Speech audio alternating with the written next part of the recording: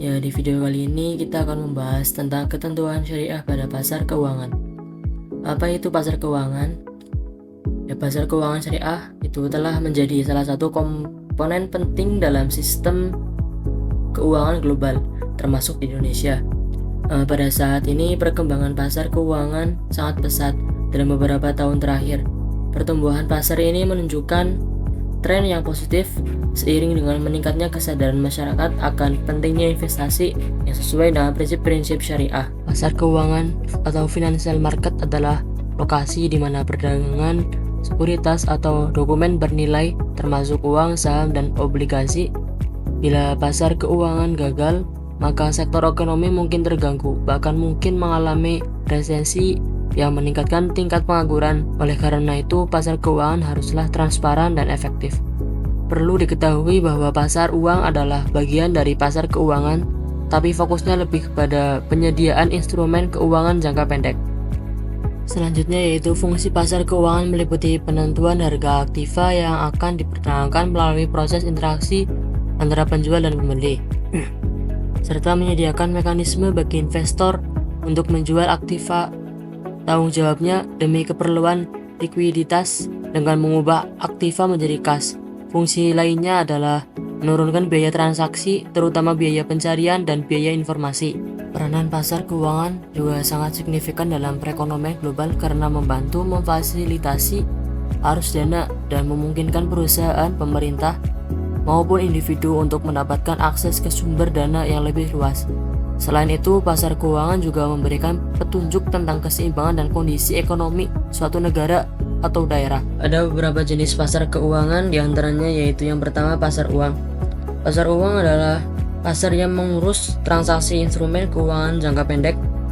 Menurut Kamus Besar Bahasa Indonesia, uang digambarkan sebagai alat atau standar perdagangan untuk memprediksi nilai yang ditetapkan oleh otoritas resmi suatu negara, seperti emas, kertas, atau logam yang dicetak dengan desain dan motif tertentu.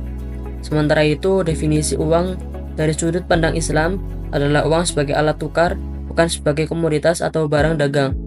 Instrumen keuangan jangka pendek biasanya dipandang sebagai instrumen keuangan yang maturing dalam waktu kurang dari setahun.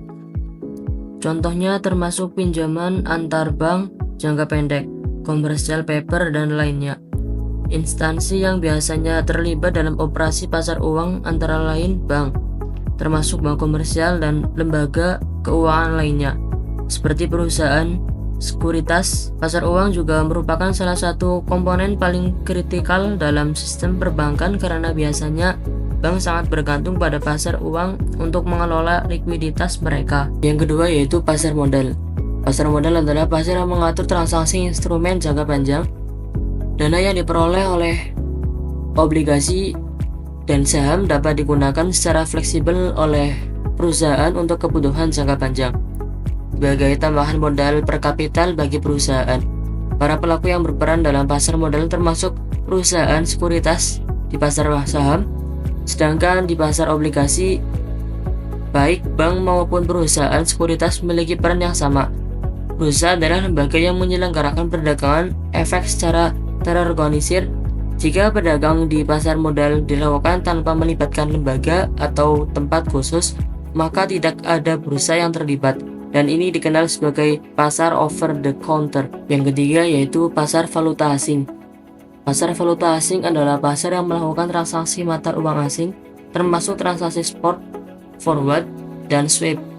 Pasar mata uang yang juga dikenal sebagai forex adalah tempat di mana mata uang dari berbagai negara diperdagangkan. Perdagangan forex umumnya dilakukan secara over the counter dalam jaringan global. Pasar mata uang merupakan pasar terbesar jika dibandingkan dengan pasar-pasar lain dalam sistem keuangan dunia. Yang keempat yaitu pasar komoditas. Pasar komoditas adalah pasar yang berfokus pada perdagangan barang-barang komoditas tertentu.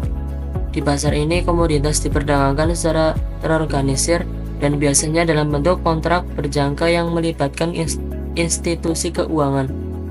Perdagangan berjangka berarti bahwa transaksi akan direalisasikan di masa depan dalam jangka waktu yang telah disepakati. Umumnya perdagang komoditas dilakukan melalui bursa yang dikenal sebagai bursa komoditas atau bursa berjangka.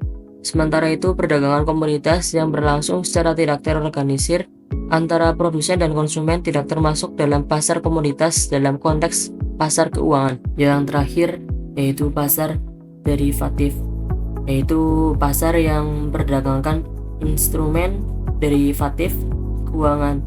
Instrumen derivatif adalah instrumen yang dibuat berdasarkan instrumen keuangan lainnya, seperti saham, obligasi, mata uang, dan instrumen lainnya. Dengan demikian, instrumen derivatif merupakan turunan dari instrumen keuangan tersebut. Transaksi di pasar derivatif dapat dilakukan secara over the counter atau melalui bursa, biasanya melalui bursa berjangka. Ya, demikian beberapa jenis-jenis pasar keuangan yang dapat saya sampaikan. Ya, untuk menutup materi video pada hari ini, saya ucapkan terima kasih. Assalamualaikum warahmatullahi wabarakatuh.